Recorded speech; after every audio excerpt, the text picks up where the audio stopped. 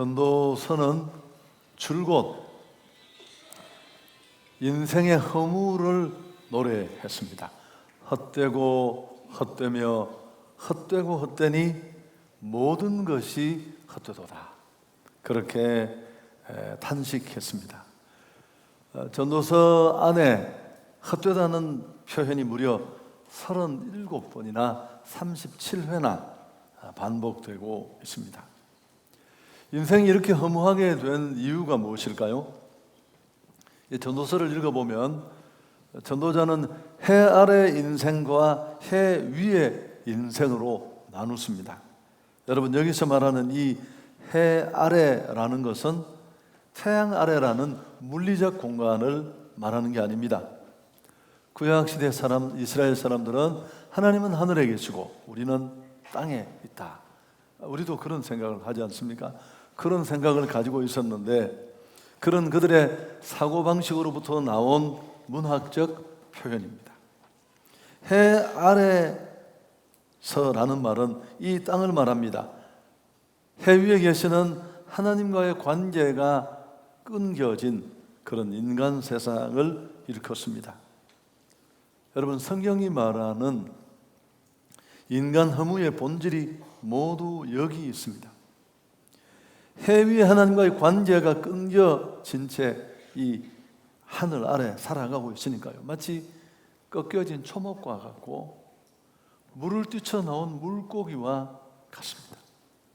하나님은 그 뜻과 섭리 가운데 우주 만물을 만드셨습니다. 그리고 우리 인간을 창조하셨는데 목적이 있는 존재로. 그런데 인생이 그 하나님과의 관계가 끊겨지고 보니까 인간은 물론이고 온 우주 만물이 존재의 목적을 잃어버렸습니다. 왜 사는지, 무엇 때문에 사는지 그 방향을 잃어버린 것입니다. 출세가 목적인 줄 알고 돈 버는 게 인생의 최고 목표인 줄 알고 그렇게 몸부림칩니다. 허망한 것, 물질, 쾌락, 권력, 결코 인간의 허무의 답이 될 수 없는 그런 것들을 쫓다가 마침내 간혹 그걸 손에 넣는 사람들이 있습니다마는 아무것도 아니잖아요. 헛되다. 그렇게 탄식할 것밖에 없습니다. 전도자도 다 해봤으니까요. 여러분, 이런 문제를 벗어나지 못한 인생의 모습을 한마디로 정의하면 의미 없음, 그겁니다. 그런데 전도서에는 이런 인생의 허물을 극복하는 비결이 들어 있습니다. 전도자가 제시하는 그 비결이 무엇입니까? 해 아래의 삶을 청산하는 것입니다. 그 구체적인 방법을 전도서가 제시하는데 여호와를 경외하라. 해 아래 삶을 내려놓고 해 위의 삶으로 다시 나아가는 것입니다. 하나님과 관계를 회복하면 마침내 인생은 목적을 발견할 수 있습니다. 왜 사는지, 무엇 때문에 사는지, 도대체 인생을 어떻게 살아야 하는지, 하루를 살아도 의미를 알고 살 수 있습니다. 해 위의 절대자이신 하나님을 경외하고 그 초월적인 하나님과 소통하고 교제하고 만나는 채널이 하나 있는데요. 그게 바로 예배입니다. 예배는 너무너무 중요해요. 여러분, 그래서 우리가 하나님과 소통하고 교제하고 만나는 여러 가지 길이 있지만 최고의 길인데, 그래서 사단도 예배를 공격합니다. 한 사람을 신앙 안에서 끊어버리고 넘어뜨리기 전에 먼저 예배부터 끊어요. 보십시오. 신앙이 무너지는 사람은 예배부터 무너져요. 안 오고 딴 생각하고.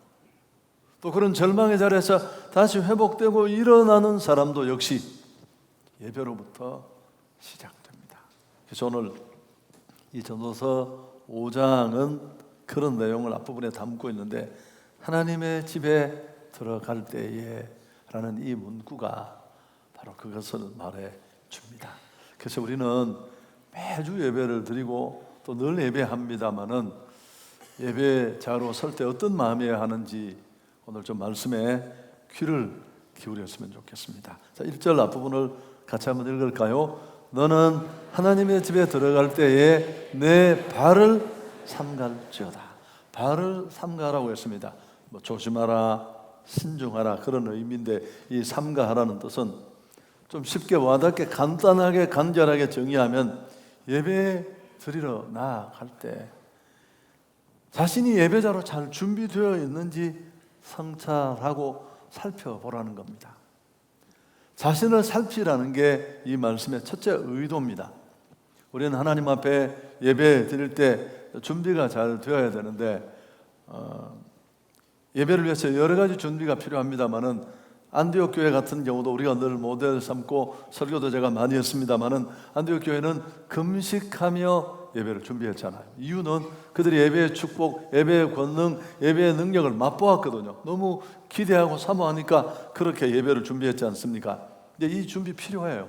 그런데 뭘 준비해야 할까? 예배 절차, 형식 이런 것들도 찬양하는 사람들이 모여서 리허설을 하고 같이 맞추고 헌금을 챙기고 필요합니다.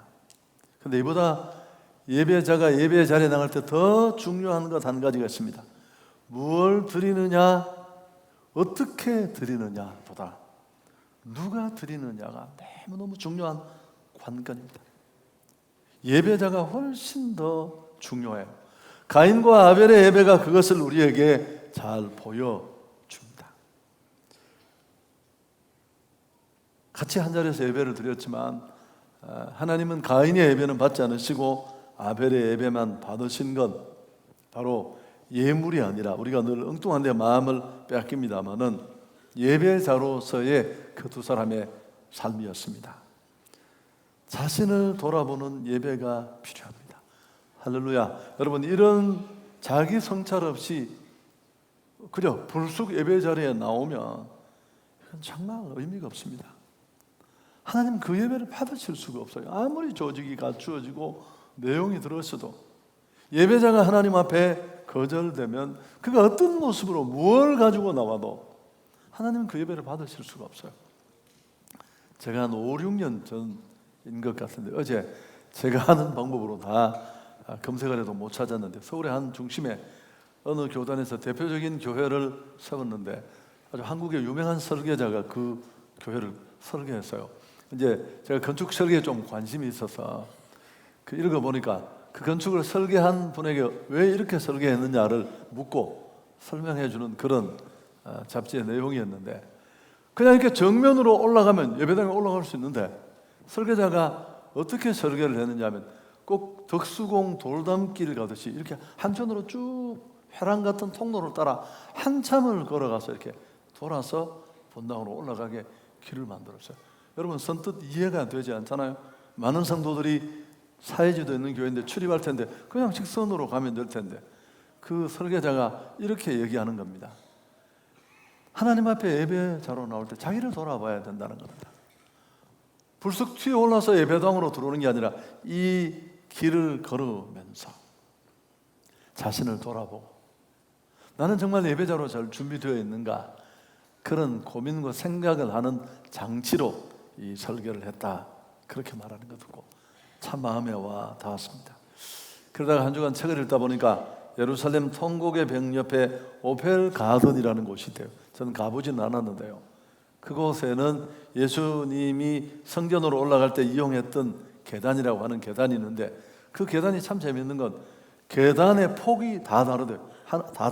하나는 넓고 하나는 좁고, 하나는 넓고 하나는 좁고. 왜 그렇게 했을까요? 같은 의미예요. 그냥 뚜벅뚜벅 걸어가면 갈 수가 없어요. 달릴 수도 없고 주위에서 걸어야 합니다. 이런 건축적인 배려나 장치가 저절로 자신을 돌아보게 하는 진지함을 준다는 겁니다. 여러분, 결국 예배는 삶의 예배와 맞닥뜨려질 수밖에 없습니다. 왜요? 우리 하나님은 살아 계신 분이기 때문에 그렇습니다. 그래서 우리는 하나님 집에 나올 때마다 아무리 그 예배가 횟수가 많고 매번 드려지는 예배를 할지라도 다른 여러 가지 점검하기 전에 나는 오늘 예배자로서 하나님 앞에 내가 준비되어 있는가, 여러분 그런 고민이 쌓이다 보면 한 5분, 10분이라도 빨리 나와서 진지하게 한번 자신을 돌아보고, 또 늘 제가 말합니다마는 찬양하고 기도하는 시간에도 우리를 비춰봅니다마는 1분 20초 동안에 하는 이 참회 기도, 제가 매년 새해가 되면 예배 순서를 만들 때 우리 교육자들과 빼고 싶을 때가 많아요. 불편해하거나 번거롭거나 또 중요하지 않게 여겨질 수도 있는데 매번 그렇게 하지 못하는 이유가, 그 짧은 시간이지만 이라도 진지하게 임하면 정말 우리는 좀 더 나은 모습으로 예배할 수 있습니다. 두 번째, 또 하나 우리가 하나님 집에 들어갈 때 꼭 염두에 두어야 될 건 1절 하반절에 나와 있는데요, 가까이 하여 말씀을 듣는 것이 우매한 자들이 제물을 드리는 것보다 나으니 그들은 악을 행하면서도 깨닫지 못한다. 자, 우리가 왜 하나님을 찾습니까? 설명했잖아요. 예배하기 위해서입니다. 온 우주 만물을 만드신 창조주고 허물 많고 죄 많은 나를 구원하신 구원자이실 뿐만 아니라 지금까지 여기까지 나를 인도하신 하나님이십니다. 섭리주입니다. 그 하나님을 높이고 찬송하며 영광 돌리기 위해서 우리는 예배의 자리에 나옵니다. 이게 우리를 만드신 원래 존재 목적입니다. 이사야 43장 21절에 이 백성을 내가 나를 위하여 지었나니 나를 찬송하게 하려 합니다. 하나님이 우리 때문에 존재하는 게 아니고 우리가 하나님 때문에 존재하는 거예요. 그분이 우리를 만드시고 지으신 분명한 목적이 있는데, 애초부터 그 목적으로 우리를 만드셨는데 그 목적이 뭐냐 하면 하나님을 높이고 예배하는 것입니다. 여러분, 그래서 교회의 궁극적인 목적은 선교가 아니고 예배예요. 선교하는 이유는 왜요?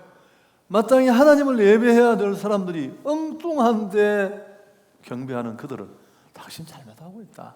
정말 당신이 높이고 예배해야 될 축복의 예배자, 경외해야 될 분은 하나님이다. 이걸 알려주고 가르쳐주는 증인의 삶이 선교예요.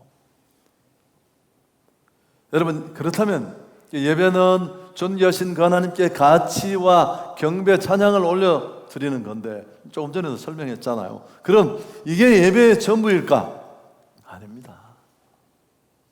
그저 하나님은 꼿꼿이 우리가 드리는 찬양을 받으시고 예배를 받으시고 경배와 찬송을 받으시고 끝나는 게 아니라 예배는 만남이에요. 만남의 사건이 일어나지 않는 예배는 쇼 무대입니다. 찬양하는 것도 연극하는 거고, 넥타이 메고 뭐 소리치고 하는 것도 이게 다 내용이 없잖아요. 알맹이가. 스티븐 캐르낙이라는 사람의 얘기인데, 예배는 만남입니다. 인생과 하나님의 만남인데 이 만남을 통해 하나님이 주시는 은혜가 있습니다. 이 은혜를 우리가 누려야 할 줄 믿습니다. 그리스도인이 예배 자리에 나왔지만 예배에 실패한다면 그 예배 속에서 하나님을 만나지 못하고 하나님의 임재를 경험하지 못하고 이 하나님의 영광을 온전히 체험하지 못할 때 오는 겁니다. 여러분, 여기서부터 신앙이 다 가짜가 돼요. 억지로 해야 되고, 세상을 이기는 것도, 나를 뛰어넘는 것도, 봉사하는 힘도 다 여기서 오거든요. 하나님은 예배하는 자에게 은혜를 주십니다. 그럼 그 은혜가 어떻게 올까요? 오늘 아침에 제가 주일날은 5시 40분에 일어나는데 이 전화기 울리는 소리를 듣고 전화를 딱 받았더니만 메신저로 누가 문자를 보내서 제 페북 친구 한 분이, 목사님 뭐 십몇 년 전에 거기 살 때 자기가 너무너무 성령 체험을 해서 평생 잊지 못하고 그리웠는데 지난해 주암산 집회 와서 가서 또 뵈서 너무 좋았다고 서울에 가셨다는 말씀 듣고 기도하고 있습니다. 여러분, 하나님은 그렇게 특별한 은혜 체험, 성령 체험을 하게도 하십니다. 그러나 일반적으로 보편적으로 하나님이 우리를 만나 주시고 은혜 주시는 방편은 그렇지 않습니다. 그 은혜가 주어지는 가장 보편적이고 일반적인 통로가 말씀이에요. 말씀. 왜냐하면 믿음은 들음에서 나고 들음은 하나님의 말씀을 들을 때를 말합니다. 그래서 하나님이 우리에게 말씀을 주시는데, 은혜로 그 말씀을 주시는 가장 일반적인 통로가 예배 시간에 하는 목사의 설교예요. 여러분, 제가 이번 한 주간에 이 설교 때문에 책을 몇 권 읽었는데, 청교도들은 말씀을 받는다라고 할 때 그들은 그 받는다는 걸 어떻게 이해하고 있느냐 하면 예배 가운데 목사의 설교를 통해서 주시는 말씀이 바로 말씀을 받는다. 너무 편협하게 여겨질 수 있지만 대단히 안전하고 건전한 모습이라고 생각합니다. 여러분, 우리 예배 안에 이런 일들이 일어나지 않는다면 문제가 있는 예배입니다. 변화도 없고 형식에 치우쳤을 수 있습니다. 그저 예배자로서의 자신의 모습이나 오늘 지금 내게 주시는 하나님의 말씀과의 만남, 이런 은혜도 없이 형식만 난무할 수 있습니다. 성경은 이런 일이 일어나지 않는 자들을 일컬어 예배자가 아니라 우매한 자다. 예배 시간에 이런 변화가 일어나야 할 줄 믿습니다. 우리는 이런 기대를 가지고 예배를 준비하고 예배 드려야 합니다. 이게 예배의 축복입니다. 하나님이 우리를 찾고 우리가 그분을 예배하는 또 하나의 목적이고 이유가 될 수 있습니다. 이 시대와 나를 향하신 하나님의 뜻을 우리는 하나님의 말씀 안에서 찾아야 하니까요. 물론 또 다른 이유도 있습니다. 인생사에 지치고 상하고, 오늘 우리 장로님 좀 기도해 주셨습니다만 국가를 봐도 너무 어렵고 개인을 봐도 힘들고 해결할 수 없는 여러 가지 문제와 필요, 또 일용할 양식, 우리는 충분히 예배 시간에 구할 수 있습니다. 요청할 수 있습니다. 그분은 우리의 아버지가 되시니까요. 그렇지만 단순히 우리가 예배하러 나오고 그분 앞에 나가는 목적이 이런 삶의 문제만이어서는 안 된다는 것입니다. 자기 점검이 없는 예배, 또 그분이 이 시대와 오늘을 살아가는 내게 주신 말씀을 전혀 듣지 못하는 예배, 그리고 그 말씀 앞에 나를 드리겠다는 결단과 마음이 없는 예배, 의미가 없습니다. 자신의 욕심과 이해만 추구하는 한낱 종교 행위에 불과할 수 있습니다. 예배의 가장 큰 축복과 은혜는 하나님의 임재 가운데로 들어가는 것입니다. 그리고 그 광대하신 하나님을 알아가는 것입니다. 그분의 마음을 알고 그 하나님의 뜻을 알고. 우리는 흔히 은혜 받는다라고 하는데 그 은혜를 받는 게 뭘까요? 사실은 은혜를 받는다는 게 깨닫는다는 뜻이에요. 깨닫는다는. 말씀을 듣고 그 말씀 속에 비친 내 모습을 보고 난 참 괜찮은 사람인 줄 알았는데 내가 참 문제가 많구나. 그래서 정말 하나님의 말씀 앞에 나를 선다면 우리는 예배 속에 이런 일들이 있어야 합니다. 엉엉 울며 통곡하지는 않더라도, 그럴 수 없을지라도 하나님 앞에서 나의 허물어진 모습을 보고 아파하고 고치겠다는 결단이 있고, 도대체 그런 예배가 우리에게 얼마나 있었습니까? 하나님을 알아가는 것, knowing God, 이게 예배의 축복이고 은혜입니다. 예배가 예배될 때 우리의 현실적인 문제들도 풀리게 되는 축복을 우리는 덤으로 누리게 될 줄 믿습니다. 우리가 하나님께 집중하게 될 때 하나님도 나의 필요를 채워주실 것입니다. 여러분, 이게 신앙이고 이게 바로 예배입니다. 하나님은 지금도 이런 예배자를 찾고 계세요. 요한복음 4장 23절, 아버지께 참되게 예배하는 자들은 영과 진리로 예배할 때가 오나니 곧 이때라 아버지께서는 자기에게 이렇게 예배하는 자들을 찾으시느니라. 우리는 하나님이 찾으시는 이런 예배자로 서야 합니다. 그분 눈에 찾으시는 그 하나님 눈에 띄는 예배. 한성교회는 정말 이런 문제에 고민을 많이 해서 원로 목사님 때부터 그랬습니다. 제가 부임하자마자 교육자들을 모아놓고 회의를 했어요. 정말 우리가 끝까지 잡아야 될 최고의 가치가 뭐냐? 당연히 예배였습니다. 그럼 예배가 새로워질 수 있는데 할 수 있는 일은 다 하자. 바꿀 수 있는 건 다 바꾸자. 목사도 바꾸자. 근데 내가 얼마 전에 와서 바꾸기가 좀 어렵다. 검대 왔다. 그래서 바꿀 수 있는 걸 다 얘기를 했었어요. 그래서 바꿨습니다. 돈이 막 들어갔는데 내가 돈 걱정하지 않았습니다. 여러분, 돈은 가장 쉬운 일이에요, 사실은. 그래서 어쨌든 내를 쏟고 그 노력이 지금도 여전히 진행 중이지만 우리는 많이 새롭게 했잖아요. 사람들이 행복해하고 아팠던 사람들이 회복이 되고 또 이런저런 이유로 떠났던 사람들이 막 행복한 사람들이 토요는 그 얘기 듣고 속 시끄러워가지고 돌아오고 궁금해서 오기도 하고 그렇게 변화들을 많이 만들었습니다.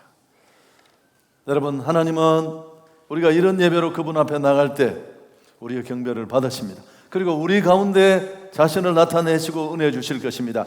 여호와의 눈은 온 땅을 두루 감찰하사 전심으로 자기를 향하는 자에게 능력을 베푸신다. 이런 예배의 축복이 주어지면 그곳에 하나님의 나라가 임하고 그분의 거룩하심이 나타나실 것입니다.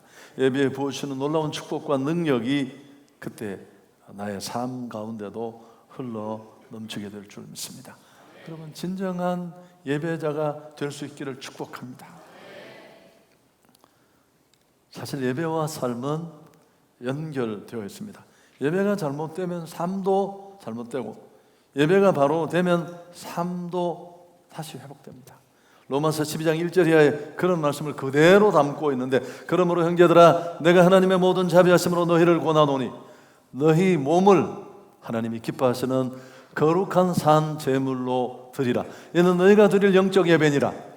너희는 이 세대를 본받지 말고 오직 마음을 새롭게 함으로 변화를 받아 하나님의 선하시고 기뻐하시고 온전하신 뜻이 무엇인지 분별하도록 하라. 너희 몸을 하나님이 기뻐하시는 거룩한 산 제물로 드리라. 하나님이 정말 받고 싶어하는 예배는 삶의 예배입니다. 어떤 분이 퀘이크 교도가 드리는 예배에 참여를 했습니다. 이건 뭐 예배라고 부르기엔 너무 순서도 없고 내용도 엉망이고 엉터리였습니다. 이분이 전통적인 예배에 너무 익숙하다가 충격받아서 나올 때 물었대요. 아니 맨날 이렇게 예배 드리느냐고. 그때 그들이 뭐라고 대답을 한 줄 아십니까? 우리의 예배는 우리가 예배당 문을 나서는 순간부터 시작됩니다. 자기들의 관심은 이 예배가 얼마나 형식을 갖추고 잘 조직되었느냐, 내용이 있느냐가 아니라 진짜 예배는, 여러분 우리가 이 예배를 마치고 나가서 저 계단을 내려가기 전에 들리는 진짜 예배가 시작되는 부조 소리를 들어야 돼요. 그건 우리가 이 예배 시간에 받은 은혜 깨달음으로 정말 하나님을 보여주고 하나님을 인정하지 않는 그들에게 하나님은 계셔라고 보여줄 수 있는 우리 삶으로 드리는 예배인 줄 믿습니다. 삶의 예배가 되면 직장도 캠퍼스도 교회가 될 수 있습니다. 하나님 나라가 될 수 있고요. 세상을 이기는 힘이 다 예배에 있습니다. 유혹과 타협을 뛰어넘어 잘 살고 싶고 바로 살고 싶고 더 받은 은혜대로 살고 싶죠. 내가 받은 은혜가 얼만데 난 이렇게 살아서는 안 돼 라고 자각하고 각성하지만 우리는 그렇게 살 힘이 없잖아요. 그러나 예배 시간에 은혜 받으면 그렇게 살 수 있습니다. 세계 선교 복음 전도 맨날 구호처럼 외치지만 안 하는 사람은 끝까지 안 하잖아요. 그래도 그 일을 감당할 수 있는 힘도 예배에 있는 줄 믿습니다. 안디옥 교회 우리 모델이잖아요. 작은 교회였습니다. 근데 그 교회는 늘 살아있는 예배, 하나님이 말씀하시고 감동 있는 예배를 드렸잖아요. 바울과 바나바라는 그 조그마한 개척교회에 2 기둥을 뽑아서 선교의 제물로 내놓았습니다. 이유가 뭘까요? 예배 시간마다 하나님을 만났거든요. 그 예배 시간마다 하나님의 선교를 말씀하시고 내가 불러시키는 특별한 일을 위해서 그들을 내어놓으라. 그들은 예배 시간에 받은 그 감동으로 살 힘이 없었어요. 그래서 또 한 번 금식하며 기도하고 기꺼이 그 부르심의 사명을 감당할 수 있었습니다. 많은 학자들이, 목회자들이 현대 교회의 위기를 예배 위기라고 진단합니다. 정확한 말입니다. 하나님이 받으실 만한 진정한 신령과 진정의 예배가 잘 없다는 겁니다. 동네마다 골마다 수백 명, 수천 명 모이는 교회가 즐비하지만, 그래서 주님은 참된 예배를 찾고 진정한 예배자를 찾고 계십니다. 그리고 그 예배가 진짜 회복되고 살아난다면 다 살아납니다. 하나님과의 관계가 정립되어서 영이 소생하며 놀라운 일들이 일어납니다. 염려와 근심, 걱정으로 쌓여있던 마음이 치유되고 육체의 질병도 고쳐집니다. 우리가 회복해야 될 예배의 모습입니다. 신앙의 성패는 예배에서 결판나요. 무너지는 사람은 예배부터 무너져요. 빠지고 와서 엉뚱한 짓 하고 집중하지 않고. 다시 신앙이 일어나는 사람 모시고 예배부터 일어나요. 뒷자리에서 앞으로 오고 막 집중하고 빨아들이시 예배를 사모하고 말씀을 기다리고. 예배는 하나님 경외함의 완성판이에요. 결정판이에요. 말로 나는 하나님 경외하고 이런 은혜를 받았고, 여러분 그거 다 믿을 수 없어요. 그러니까 예배하는 거 보면 알아요. 예배 나오는 그의 자세, 한 순서 한 순서에 임하는 그의 모습, 그게 다 진정한 자기 삶과 신앙을 보여주는 바로 메타입니다. 참된 예배가 있는 곳에 하나님은 임재하십니다. 그들이 예배드리는 그곳에는 하나님의 나라와 비전이 이루어지고요.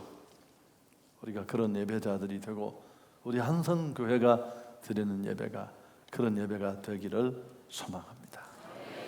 그래서 정리해 보겠습니다. 우리가 많이 예배하지만 그런 은혜를 누리지 못하는 이유가 뭘까요? 말을 바꾸면 하나님의 집에 들어갈 때, 예배자로 설 때 우리는 어떻게 해야 할까요?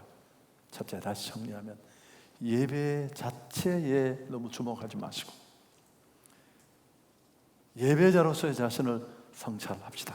교회 예배도 문제가 많이 있습니다. 형식, 내용, 알맹이 그럴 수 있는데, 근데 대부분의 예배 실패는 예배의 내용보다는 예배자의 문제일 때가 많아요.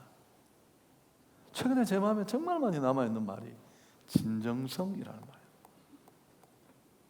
여러분, 알맹이가 빠진 거는 누군가가 뭘 얘기를 하는데, 찬양을 하는데 노래도 너무너무 잘하고 음정도 맞는데 내 가슴에 아무것도 없어요. 짜증나는 거죠. 그냥 노래 잘하네, 그만두고 싶어요. 여러분, 진정성이 없어서 그래요. 그래서 우리는 이런 점을 간과하지 맙시다. 교회 예배에서 문제를 찾기 전에 내가 정말 참된 예배자인지, 그리고 삶의 예배에도 고민이 필요해요. 나는 오늘 하나님 앞에 그 위대하시고 거룩하신 하나님을 예배하기에 내 삶은 문제가 없는지, 예배자로 스스로 잘 준비되어 있으면 원만한 예배는 은혜를 받습니다. 시장이 반찬이라고 하잖아요. 제가 대구에서 만났던 그 여집사님 지금도 잊지 못해요. 맨날 저보고 왔어요. 목사님, 자기는 절대 신경 쓰지 말아요. 누가 설교도 자기는 반드시 은혜를 받아요. 은혜를 받고야만 돼요. 여러분, 그럴 수 있습니다. 인간 스피커의 문제는 항상 있어요. 스피커가 얼마나 가격 차이가 많은데요. 1억짜리 스피커부터 3,000원짜리까지. 1억 듣다가 3,000원짜리 들으면 소리는 나는데 못 들어요. 아니, 안 듣고 싶어요. 아니, 듣기 싫어요. 그냥. 그럼에도 불구하고 준비된 자는 은혜를 받을 수 있습니다. 반면에 자신이 예배자로 잘 준비되어 있지 않다면 어떤 것도 의미가 없습니다. 훌륭한 설교, 아름다운 성가, 잘 조직된 예배, 의미 없습니다. 여러분, 그만큼 예배자로서의 나는 중요합니다. 두 번째, 말씀에 귀 기울이셔야 합니다. 고민과 문제, 어둠 속에 길을 찾은 내 인생, 주의 말씀은 내 팔에 등이요 내 길에 비칩니다. 휴대폰에 그 후레쉬 기능 잘 써요, 안 써요? 왜 앞에 이렇게 내놓은지 아세요? 만지다 보면 막 불 들어오고 이러잖아요. 그럼 그만큼 지금 내가 걸어가는 이 삶의 길, 내가 사업을 영위하는 이 인생의 길이 얼마나 어두운데 내 생각, 내 지혜만으로 할 수 있습니까? 오늘 살아가는 내게 하나님은 어떤 말씀을 주실까? 어설픈 스피커라도 기대하고 집중해야 할 줄 믿습니다. 그리고 아멘으로 받는 것은 굉장히 중요해요. 그 사모하는 마음, 부드러운 마음에 하나님이 은혜를 주시니까 좀 10분이라도 미리 나와서 준비하십시오.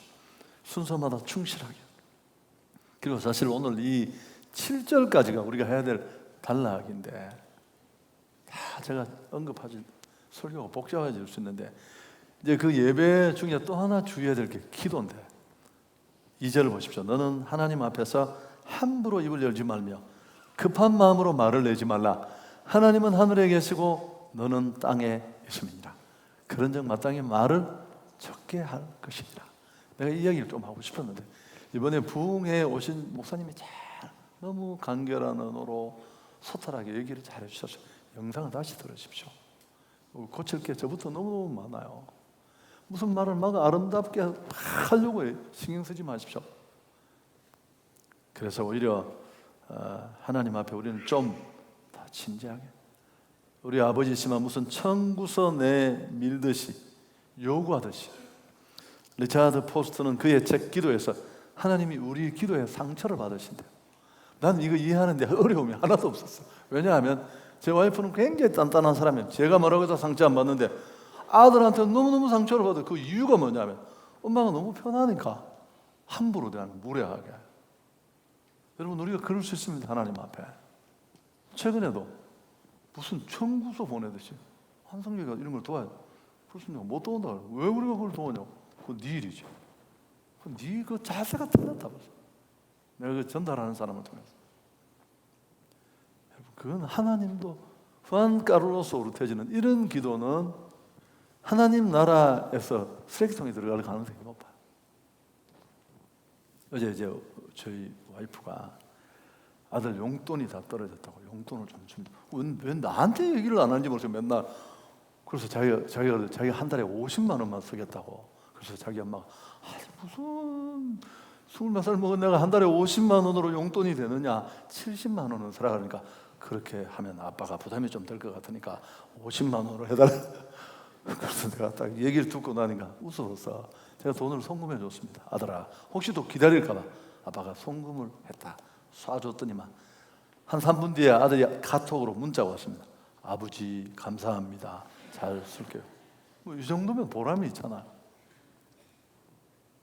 적은 금액이지만 어쨌든 그 요청하는 것도 겸손하고. 여러분, 무슨 얘기를 해도 별로 감동이 안 되시는 것 같아요. 그리고 서원 기도 얘기도 4절에 나옵니다. 내가 하나님께 서원하여 그던 갚기를 더디하지 말라. 하나님은 우매한 자들을 기뻐하지 아니하시나니 서원하는 것을 갚으라. 이 서원 기도는 따로 언제 얘기를 해야 되겠지만 하나님과의 약속입니다. 이런저런 이유로 하나님 이런 은혜 주시면 이렇게 하겠습니다. 근데 약속은 꼭 지켜야 돼요. 안 하시든지. 여러분, 저도 담임 목사가 너무 하고 싶어서 34살 때 담임 목사 가겠다고 했는데 모두 이렇게 찢어져서 조그마한 10몇 명이 모여서 교회를 하나 만드는데 저를 초청했길래 난 가려고 했어요, 진짜. 근데 한 분하고 인생의 선배를 만나서 상담을 했더니만 니 큰일 난다. 처음에 그런 교회 가면 네 인생 날개도 한번 못 펴고 그냥 폭삭 처박혀서 끝난다는 거야. 내가 그분 말이 너무 무서워서 갈 수가 없었어요. 그래서 이제 기도를 하고 있는 어느 날 새벽에 하나님, 저도 담임 목회를 하겠습니다. 하나님이 너 작은 교회는 안 가대. 너 큰 교회만 가는 거지. 무슨 말씀입니까? 너 그 16명 모이는 교회는 왜 안 가느냐는 거야. 그래서 내가 또 그게 아니고 사실은 내 좋아하는 선배가, 그래서 제가 이제 약속을 했고 하나님 좋습니다. 제가 어떤 경우에든지 저를 필요로 하는 곳이 있다면 제가 가겠습니다. 그로부터 한 달 뒤에 30명 모이는 교회에서 오라고. 근데 30명이 중요한 게 아니라 그 교회 소문이 너무 안 좋았어요. 가라는 사람이 한 명도 없었어요. 정말 안 가고 싶었어요. 그런데 새벽에 기도하면 하나님이 서운한 것은 해로울지라도 가라. 갔어요. 제가 여러분 넥타이로 목졸레가 쫓겨났다는 거 아시죠? 제 인생의 제일 처참한 일을 그 과정이 없이는 여기까지도 올 수 없었는데, 그래서 약속 꼭 지켜야 돼요. 못 지킬 때도 있겠지만 야곱이 하나님 앞에 형 장자권 빼앗아서 도망가면서 그 하나님 만났을 때 하나님 살아서 돌아오게 하시면 뭐 11조 하고 뭐 약속도 해놓고 금이 환양해서 입 싹 닫고 살다가 딸 어려움 나오고 아시죠? 다시 베들로 올라가니까 하나님 회복시켜 주시고. 물질적으로 어려운 사람들 공통점이 뭘까요? 다 여기 걸려요. 그 어려울 때 하나님이 지를 어떻게 축복했는데 11조 제대로 안 드리고 또 11조를 무슨 지 유세처럼 여기 찔끔찔끔 나눠주고. 아니에요. 절대 그건 어려워질 수밖에 없는 구조입니다. 이걸 듣고 깨달으시면 참 좋은데. 그리고 또 하나 또 길어졌나요? 예배에 축도 전에 도망가시는 분이에요. 이번에 강사 목사님이 오셔서 미군 이야기를 해주셨어요.